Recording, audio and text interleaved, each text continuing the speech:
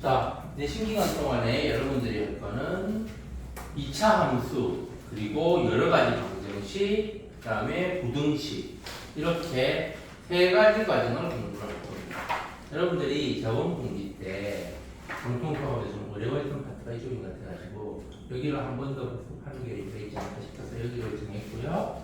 자, 그래서 일단 수업 시작합시다. 자, 첫 번째 페이지 2차 함수.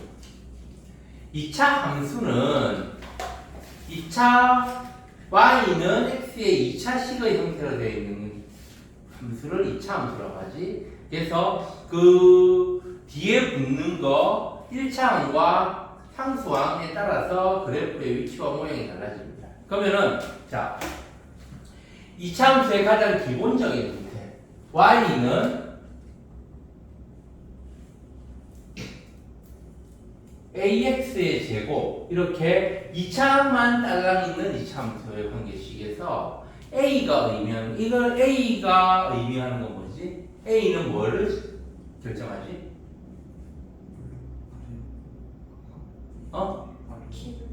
아래로 볼록한가? 위로 볼록한가? 또?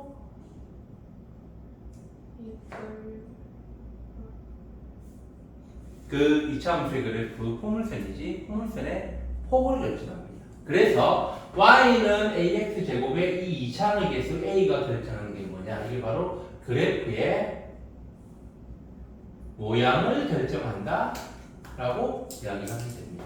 자, 그래서 a의 부호에 따라서 a가 양수이면 아래로 볼록한, 그 다음에 a가 음수이면 위로 볼록한 포물선이 되지. a가 0보다 크면 아래로 볼록한 모양이 되고, a가 0보다 작으면 위로 볼록한, 이런 모양의 포물선이 되지. 자, 우리가 포물선이라고 하잖아. 2차 함수의 그래프가. 포물선은 어떤 도형이야?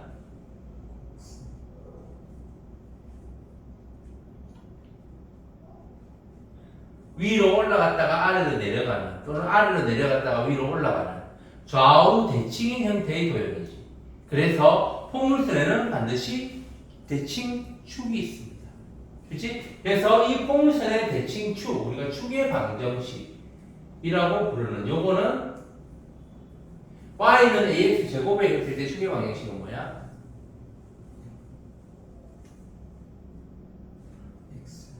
요거하고 꼭지점의 좌표하고 두 가지를 알아야 됩니다. 축의 방정식은 y축, x는 0. 꼭지점의 좌표가 0,0이기 때문에 축의 방정식은 꼭지점의 숫자표로 따라가지. 그 다음에 이제 a의 숫자, 절대값에 따라서 뭐가 달라지느냐? a의 절대값에 따라서 결정되는 게 그래프의 이 포물선의 폭을 결정합니다. 그래서 절대값이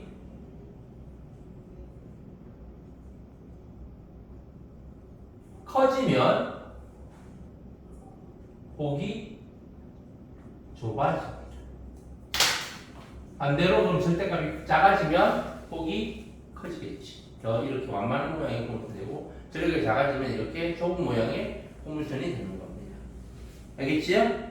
자, 그래서 이걸 우리가 다른 말로는 절대값 a가 커지면 y축에 가까워진다. 왜냐하면 축을 기준으로 점점 좁아질 테니까 y축에 가까워진다. 이렇게 표현을 하기도 합니다. 알겠지요? 자, 그 다음에 이게 아래로 볼록하면 x의 범위가 수 전체일 때, 실수 전체일 때 아래로 볼록하면 최소값이 존재하게 되고, 위로 볼록하면 최대값이 존재하게 됩니다. 이것도 같이 기억하고, 나머지 최대값 또는 최소값은 그 절대 x의 범위가 한정될 때만, 일정한 범위로 정해질 때만 나머지 값을 가지게 됩니다. 그럼 여기에서 이제 더 확장돼서 y는 a 곱하기 x 빼기 p의 제곱 더하기 q 형태, 이 책에 들어가 있는 x 빼기 m의 제곱 더하기 n이라고 했는데, y는 a 곱하기 x 빼기 p의 제곱 더하기 q가 되면은 y는 ax 제곱에 a가 그래프의 모양을 결정한다고 했지. 그러면은 여기서 2차항에서 a가 달라지지 않기 때문에 그래프 자체는 y는 ax 제곱하고 y는 a 곱하기 x 빼기 p 제곱 더하기 q하고 똑같습니다. 모양이. 그게 어떻게 되는 거지? p와 q의 값에 따라서 평행 이동하는 거지. p의 값에 따라서 좌우로 평행 이동하고 q의 값에 따라서 위아래로 평행 이동하는 거지. 그러면 꼭지점의 좌표가 뭐가 될까? 꼭지점의 좌표는 p, q가 됐고, 그럼 추계 방정식은 뭐가 되지? x는 p가 되는 거죠. 알겠죠? x는 0은 다른 말로 y축. 이것도 같이 기억하고. 그래서 이렇게 y는 a 곱하기 x 빼기 p 제곱 더하기 q는 y는 ax 제곱의 그래프가 x축의 방향으로 p만큼 y축의 방향으로 q만큼 평행이동한 것이다. 알겠죠? 이 꼭지점의 값이 또 마찬가지로 여기서 꼭지점의 값이 최대값 또는 최소값이 되는 것처럼 여기서도 꼭지점의 값이 최대값 또는 최소값이 되는 겁니다. 알겠죠? 자, 그럼 이제 여기서 이제 이거를 전개해가지고 정리한 거 y는 ax 제곱 더하기 bx 더하기 c의 형태. 이 형태의 관계식을 우리가 뭐라고 부른다고 했지? 이 형태의 관계식은 이차함수의 표준형 꼭지점의 좌표와 축의 관계식을 알 수 있는 형태의 표준형이라고 하고, 이 형태의 관계식은 우리가 2차식을 일반적인 형태로 나타내는 거기 때문에 2차 함수의 일반형이라고 부릅니다. 이렇게 일반형으로 표현되어 있으면 우리가 그래프를 그리기 위해서 표준형으로 바꾼 다음에 꼭지점의 좌표를 찾아가지고 그래프를 그리면 됩니다. 이 일반형에서 우리가 알 수 있는 거, 이걸 변형 하나도 안 하고 딱 보면 알 수 있는 게 뭐야? 바로 요거.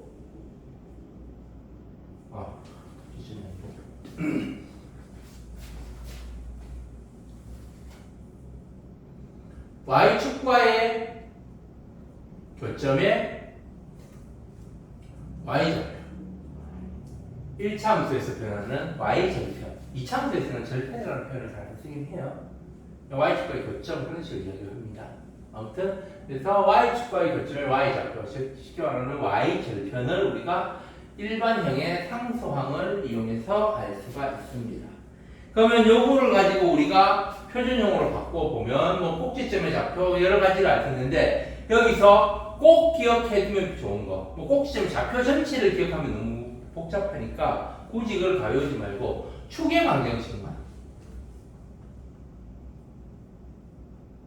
일반형으로 표현되어 있을 때 축의 방정식은 뭘까?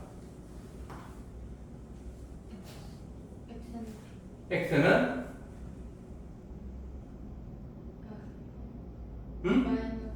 마이너스 2a분의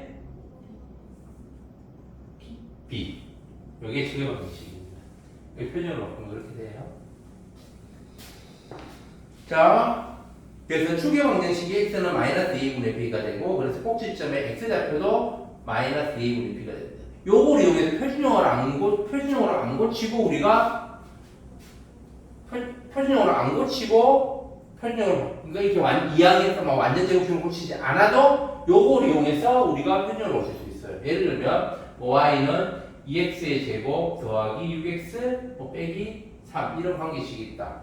요거를 원래는 2 곱하기 x의 제곱 더하기 3x 더하기 반의 제곱 4분의 9 빼기 4분의 9 빼기 3 해서 2 곱하기 x 더하기 2분의 3의 제곱 빼기 이건 2분의 9니까 2분의 6하고 9하고 15 이런 식으로 바꾸잖아.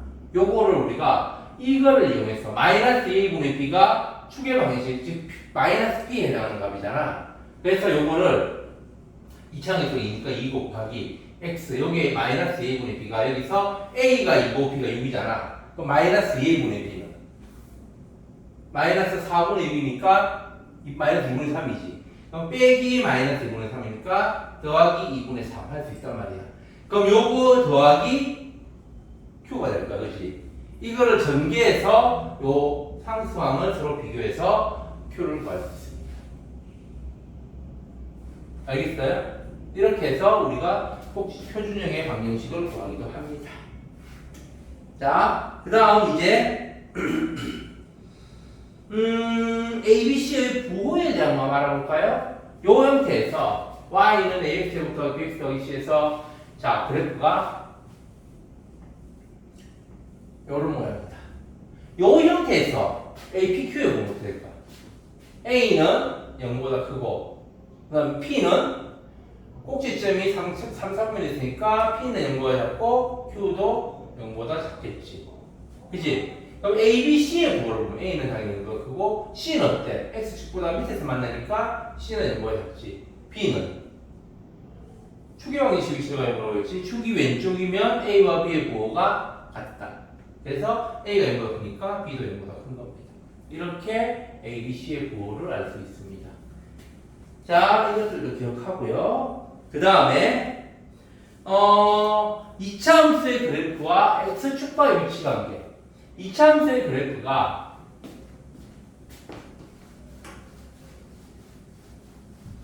x축하고 요렇게 될 수도 있고 요렇게 한 점에서 만날 수도 있고 요렇게 안 만날 수 있습니다. A가 0보다 크다는 전제하에. 자, 그러면 이게 Y는 AX제곱 더하기 BX 더하기 C라고 하면 A는 0보다 크겠지? 자, 두 점에서 만날 때는 그래프와 X축과의 관계가 어떤 관계일까?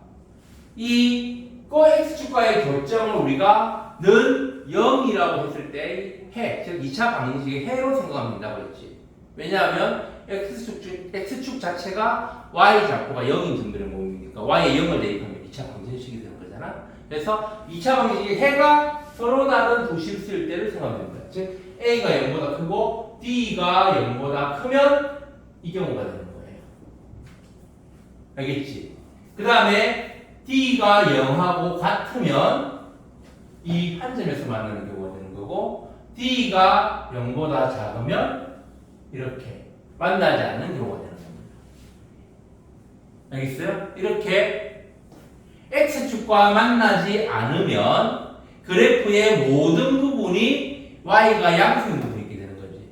그래서 이거는 항상 Y가 양수인 거하고 서로 같은 의미로 받아들이면 됩니다. 알겠어요? 자, 그 다음 반대로 A가 음수일 때는 반대로 두 점에서 이거는 똑같아. A가 음수이더라도 두 점에서 만나고 한 점에서 만나고 안 만나고 그건 똑같은데 그때는 Y가 항상 음수인 거겠지. 모든 X에 대해서 Y가 음수인 경우가 되겠지. 자, 그런 것도 그러면은 모든 X에 대해서 Y가 0보다 크거나 같으려면 어떤 조건을 만족해야 될까? Y가 0보다 크거나 같으려면 당연히 아래로 볼록해야 되고 판별식이 크려면 0보다 작아야 되고 같으려면 0이면 되지. 그래서 판별식이 0보다 작거나 같으면 됩니다. 이게 모든 x에 대하여 y의 값의 범위가 0보다 크거나 같으려면 이 조건을 만족하면 됩니다. 알겠지요? 이런 것들을 기억하고 그 다음 이제 두 번째 페이지 직선과의 위치관계도 마찬가지예요. X축과의 위치관계는 Y는 0, X축이 Y는 0의 방정식이잖아. 그래서 2차 방정식의 해를 생각하면 되는 거고 직선하고 위치관계도 같은 개념으로 우리가 중학교 2학년 때 1차 함수와 1차 방정식의 관계에서 열린 방정식의 해가 두 1차 함수의 그래프의 교점의 좌표라고 했잖아. 마찬가지로 2차식과 1차식의 교점의 좌표도 그 두 개를 연립했을 때 연립 방정식의 해라고 생각하면 되는 겁니다. 그래서 2차식이 이렇게 있을 때 이거 그렇고 어떤 1차식의 그래프가 요렇게 되려면 이거를 y는 fx라고 하고 요거를 y는 gx 1차식이라고 하면 fx하고 fx는 gx의 형태로 연립으로 한 다음에 요거의 판별식이 0보다 작으면 안 만나는 겁니다. 교점이 연계. 그 다음에 이렇게 한 점에서 만나는 경우는 판별식이 0이 돼. 그 다음 이렇게 두 점에서 만나는 경우는 판별식이 0보다 클 때입니다.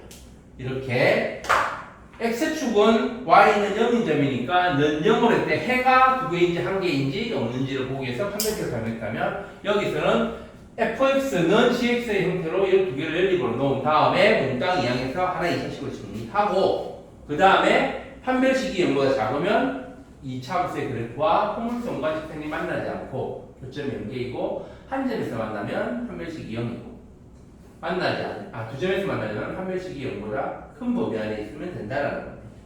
알겠지요? 자, 그 다음에 실근의 개수 같은 건 내가 좀 전에 설명했지. 실근의 개수는 그래프와 x축과의 교점의 개수하고 같다는 거. 그 다음 이제 중요한 겁니다. 잘 깨세요. 2차 함수 최대 최소. 요 부분 많이 어려웠잖아. 그지? 2차 함수의 최대 최소. 우리가 아까 범위가 정해지지 않으면 x가 실수 전체일 때는 2차 함수가 0보다 a가 0보다 커서 아래로 볼록하면 최소값만 가지고 그때 꼭지점의 y좌표가 최소값이 된다고 했지.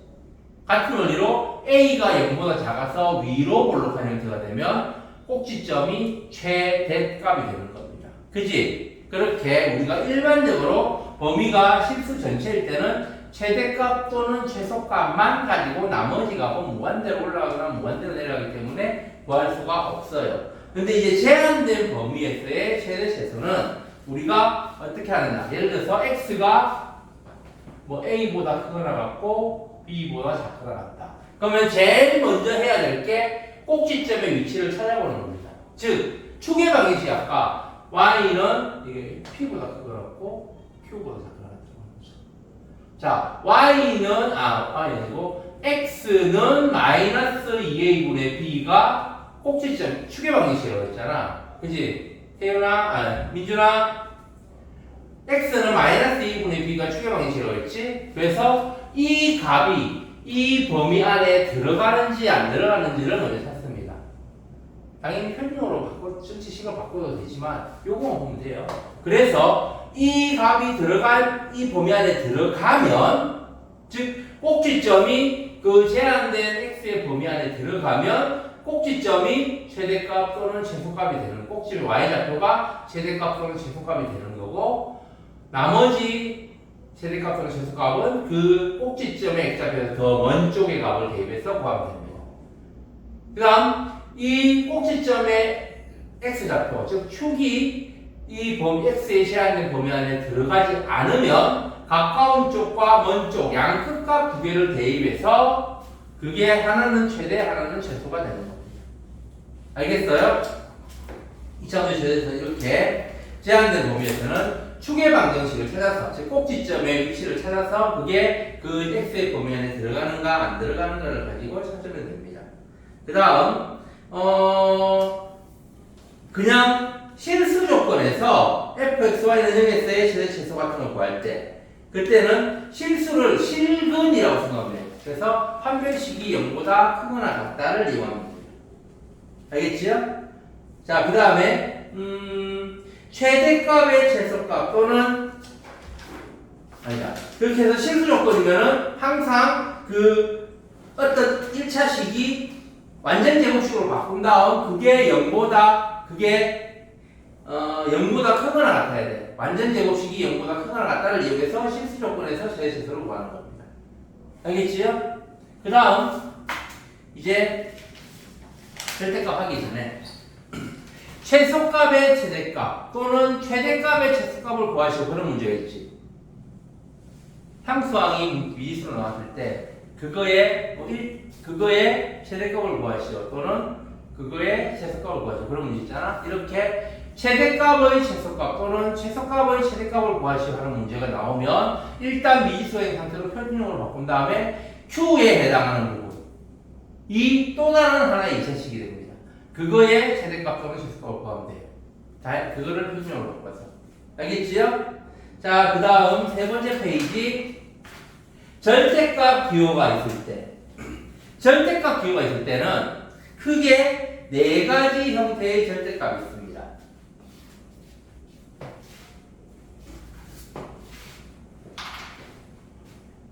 y는 f 절대값 x. x에만 절대값이 붙는 형태.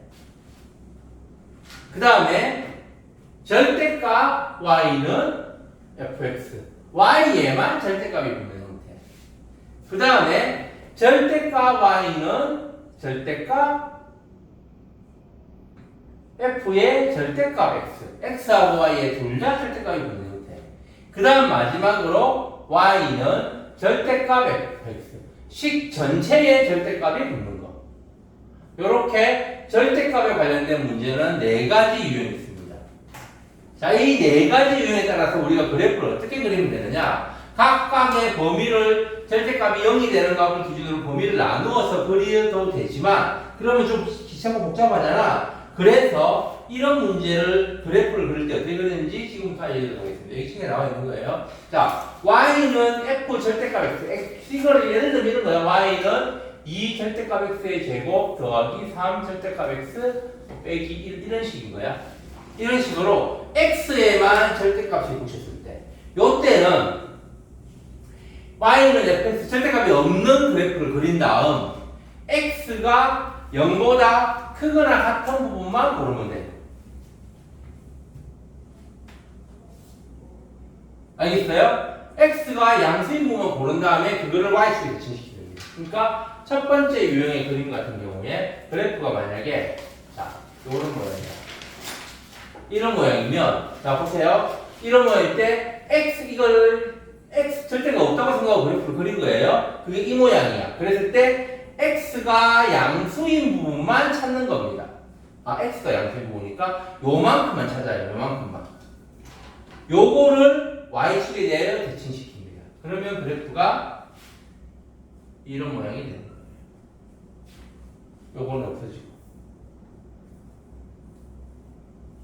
자, y는 절대값 x의 그래프를 f 절대값 x의 그래프를 그리는 거 어떻게 하는지 알겠어요? x가 0보다 큰 부분만 찾아서 그거를 y축에 대하여 대칭시킵니다. 알겠지?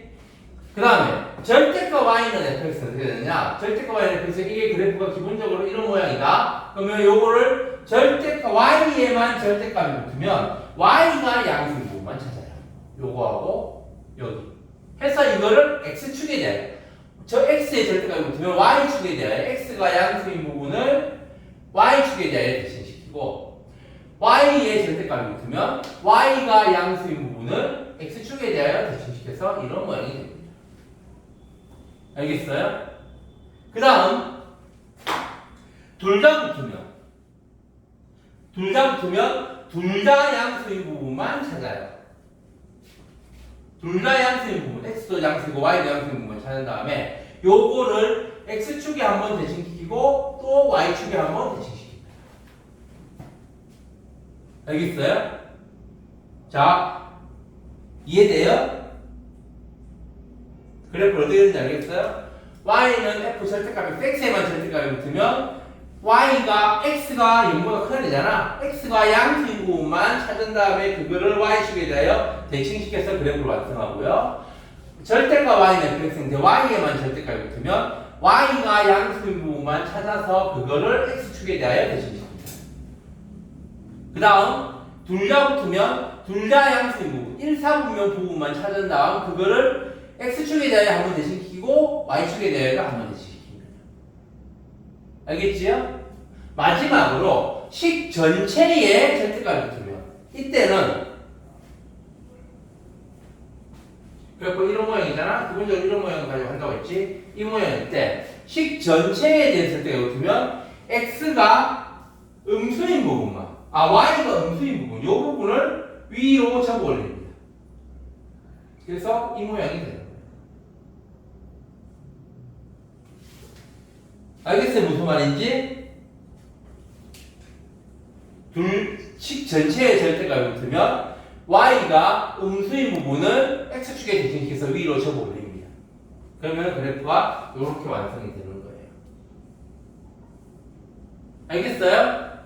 자, 절대값 붙을 때 당연히 범위를 나누어 가지고 절대값 안이 0이 되는 값을 기준으로 범위를 나누어서 하나하나 각 부분별로 그래프를 그려서 이어 붙여도 되지만 그렇게 하지 않고 대칭시키는 방법으로 그래프를 그릴 수 있다. 다시 한번 정리합시다. x에만 절대값이 붙으면 x가 양수인 부분만 y축에 대하여 대칭.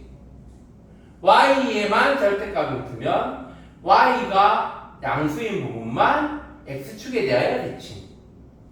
둘 다 붙으면 둘 다 양수인 부분, 제 1, 4분면 부분만 x축, y축에 두 번 대칭. 마지막으로 식 전체에 fx 절대값이 붙으면 이때는 y가 음수인 부분을 위로 접어 올린다. 알겠지요? 자, 이렇게 하거나 아니면은 지금까지 우리가 많이 봤던 것대로 각 절대값이 0이 되는 값을 기준으로 구간을 나눈 다음에 각 부분별로 다시 그래프를 그려도 됩니다. 알겠지요? 자, 그러면 오늘 개념 설명은 여기까지 하고요.